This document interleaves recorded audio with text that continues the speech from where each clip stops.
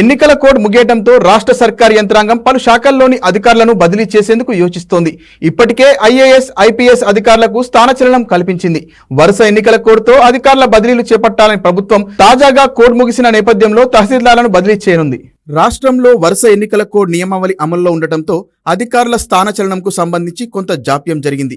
ఎన్నికల కోడ్ అడ్డంకులు తొలగడంతో తహసీల్దార్లకు స్థానచలనం కల్పించనున్నట్లు తెలుస్తోంది.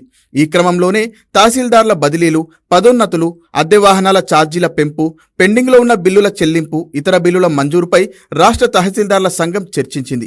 హైదరాబాద్ CCLA కార్యాలయ ప్రాంగణంలోని TGTA కేంద్ర కార్యాలయంలో ఈ సంఘం సమావేశమైంది.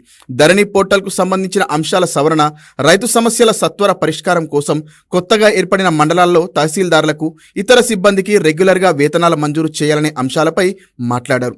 కొత్తగా ఏర్పడిన మండలాల్లో సిబ్బంది సంఖ్య పెంచడం, గ్రామీణ రెవెన్యూ వ్యవస్థ ఆవశ్యకత, రెవెన్యూ పరిపాలన బలోపేతం, రెవెన్యూ కోర్టులు, అప్పిలేట్ అథారిటీల ఏర్పాటు అంశాలపై చర్చించారు.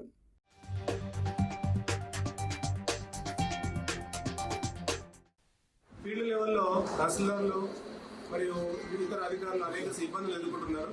గత ప్రభుత్వంలో చాలా కష్టాలు పడ్డాము, చాలా బదనాం కూడా అయ్యాము. వాటి నుంచి బయటపడి మన సమస్యలకు ఒక్కొక్కటిగా పరిస్థితి ఇవ్వడానికి మేము ఈ రోజు ఈ సమావేశాలు ఏర్పాటు చేశాము. దీంట్లో ప్రధానంగా ఏంటి అంటే, గత ఎన్నికల కంటే ముందు తహసీల్దార్లు పెద్ద మొత్తంలో వాళ్ళు పనిచేస్తున్న స్థానం నుంచి కొత్త ప్రదేశానికి ట్రాన్స్ఫర్ అయ్యారు.